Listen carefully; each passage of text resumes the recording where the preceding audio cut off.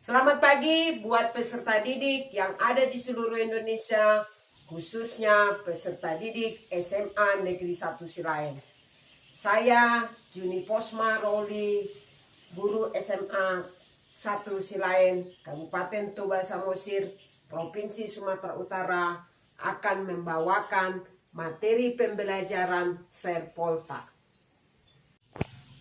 Pada materi pembelajaran Serpolta ini, Ibu Guru akan menjelaskan mengenai kompetensi dasar yang diharapkan pada pembelajaran ini. Kemudian indikator yang akan diharapkan pada pembelajaran ini. Nanti pada Serpolta, Ibu Guru akan menjelaskan bagaimana terjadinya reaksi Polta. Kemudian kesimpulan dari materi yang akan Ibu bawakan. Yang terakhir kita tutup dengan doa. Kami Serpolta sebelumnya Ibu bawakan adalah salah satu contoh. Apa ini anak-anak? Ini adalah sebuah baterai. Baterai ini adalah salah satu sel volta.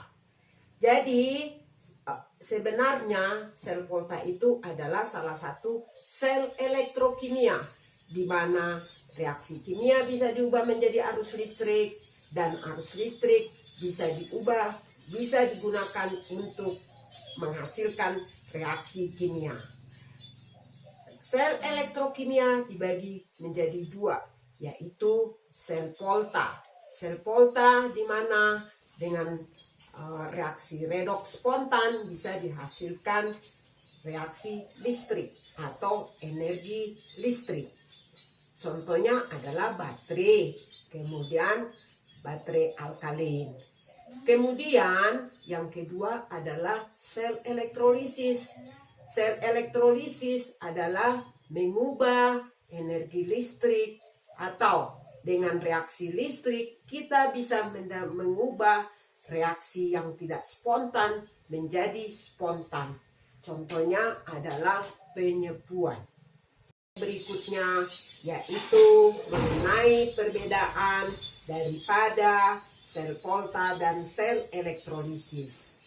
Perbedaannya yang pertama adalah pada anoda pada sel volta merupakan kutub negatif, di mana terjadi reaksi oksidasi. Sedangkan pada sel elektrolisis anoda kutub positif, tempat terjadinya reaksi oksidasi. Perbedaan yang kedua adalah pada sel volta, katoda adalah kutub positif, tempat berlangsungnya reaksi reduksi. Sedangkan pada sel elektrolisis adalah katoda kutub negatif, tempat berlangsungnya reaksi reduksi. Pada sel volta terjadi reaksi spontan. Kemudian pada sel elektrolisis reaksi tidak spontan karena harus memerlukan energi listrik.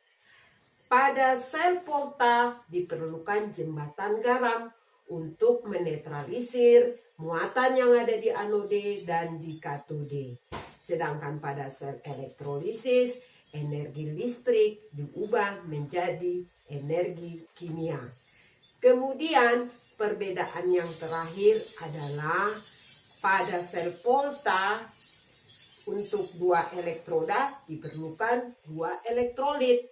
Sedangkan pada sel elektrolisis adalah satu elektrolit untuk dua elektroda, atau dua elektrolit untuk dua elektroda.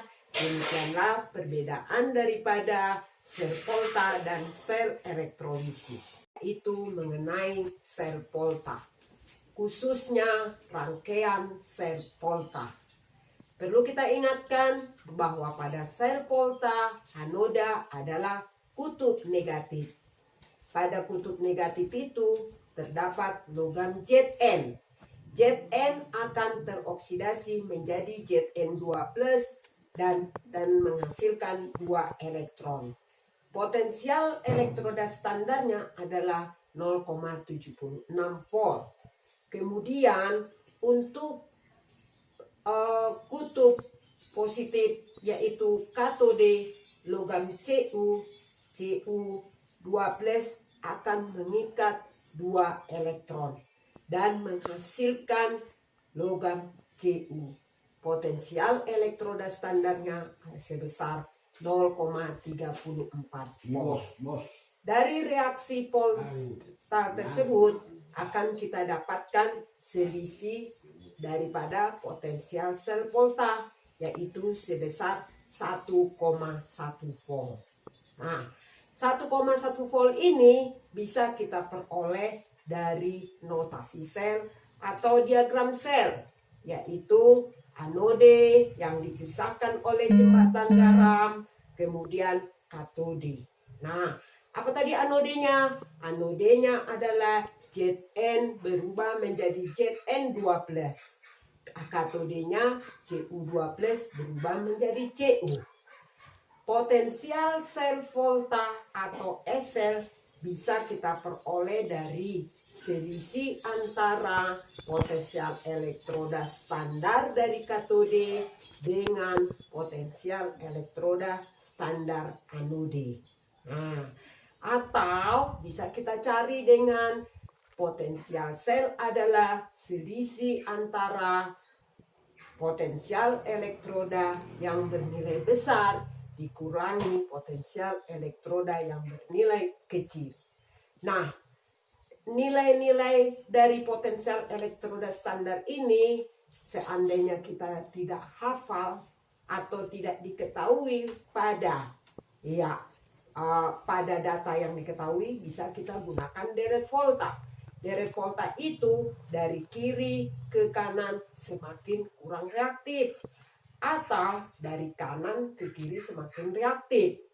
Nah, urutan deret volta dimulai dari litium, kalium, barium, kalsium, natrium, magnesium, aluminium, mangan, seng, krom, besi, nikel, kobalt, Sn, Pb, hidrogen, tembaga, raksa, perak, dan emas.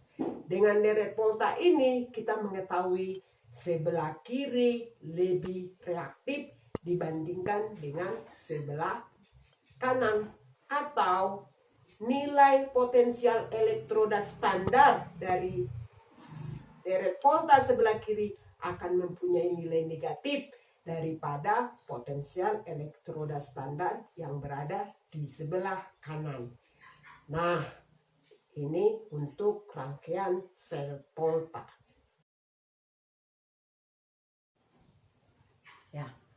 Akhir daripada materi pembelajaran sel volta ini adalah kesimpulan daripada sel volta.